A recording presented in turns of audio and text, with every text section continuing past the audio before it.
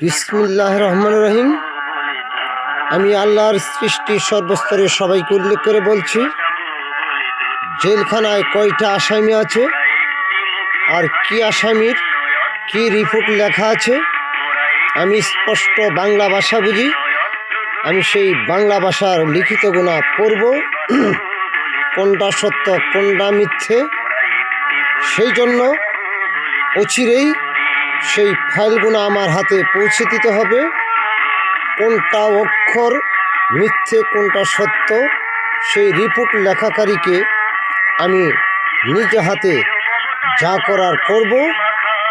সে আইন আল্লাহ পাক মানুষের হাতেই দিয়েছে।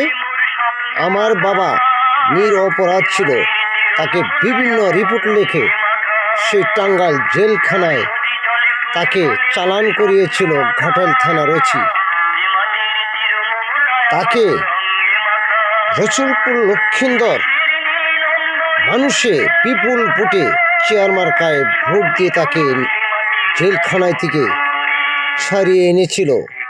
এই পৃথিবীর সর্বস্তরের মানুষের প্রতিটি পাতায় পাতায় পৌঁছে গিয়েছিল। সেই জন্য জেলখানায় কয়টা আসামি আছে, সেই 30শে ফেব্রুয়ারির আগে প্রতিটি আসামিকে সেই অফিসে হাজির করতে হবে। আর কার কি কি রিপোর্ট আমি নিজে হাতে পড়ব মাইকে, আর লেখককে জবাবদিহি করতে হবে। সেই জন্য আমরা শুনেছি সেই কারাগারে 4 নেতাকে হত্যা করেছিল এত সিকিউরিটি থাকতে। তাহলে জেলখানার ভিতরে যদি আওয়ামী লীগের কোনো একটি নেতা কর্মী যদি মারা যায়, মৃত্যুবরণ করে, সেই লেখকের সেই গ্রেপ্তারকারীর হিসাবে দিতে হবে। সেই জন্য আপনারা সতর্ক হয়ে যান, আপনারা চুপ করে থাকবেন না। সেই রিপোর্ট কয়টা অক্ষর সত্য কয়টা মিথ্যে আমি পড়ব আর তাদেরকে জিজ্ঞাবো। যদি সত্য বলতে না পারে তাহলে আর কেউ ছাড় পাবে না। সবার সামনে এই পদক্ষেপ আমরা নিব। মুক্তিযোদ্ধারা যে যেখানে আছো, আওয়ামী লীগেরা যে যেখানে আছো, সবাই প্রস্তুত থেকো। ইনশাআল্লাহ যদি আমি আল্লাহর সৃষ্টি হয়ে থাকি তাহলে আমি মোকাবেলা প্রস্তুতি নিয়ে মোকাবেলা কথা বলবো ইনশাআল্লাহ। কেউ দুর্বল হবেন না, কেউ ভয় পাবেন না। আল্লাহ পাক বলছে যে আমি সত্যবাদীকে মুক্ত দেই আর মিথ্যাবাদীকে ধ্বংস করে দেই, এটা হাদিসের প্রমাণ। আজকে লেখকের বিচার কিভাবে আল্লাহ পাক করবেন, তাকে যেভাবে যে কষ্ট দেওয়া হচ্ছে তার বিচার এই বাংলার মাটিতে হবে।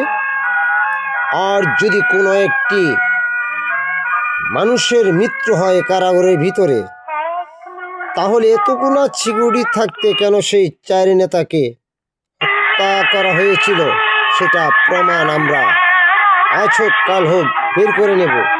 আল্লাহ হাফেজ। জয় বাংলা, জয় বঙ্গবন্ধু। এর সাথে জানাচ্ছি আমাদের সেই 30 লক্ষ শহীদের রক্তের বিনিময়ে লাখো কোটি সালাম। আপনারা সবাই প্রস্তুত হয়ে যান, শত্রুর মোকাবেলায় লড়াই হবে ইনশাল্লাহ। বঙ্গবন্ধু বলছে না যে একটি গুলি যদি চলে, যে কয়টা পুলিশের ফায়ার হবে সেই পুলিশকেই আমরা ধরে ফেলবো ইনশাল্লাহ।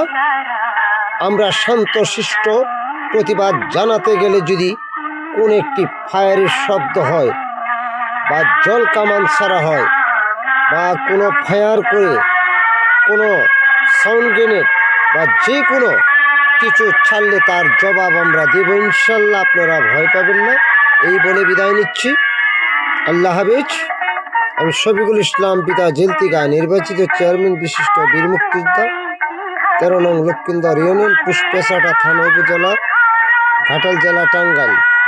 আল্লাহ হাফেজ। আপনারা ভয় পাবেন না, অচিরেই আসছি। আল্লাহ হাফেজ।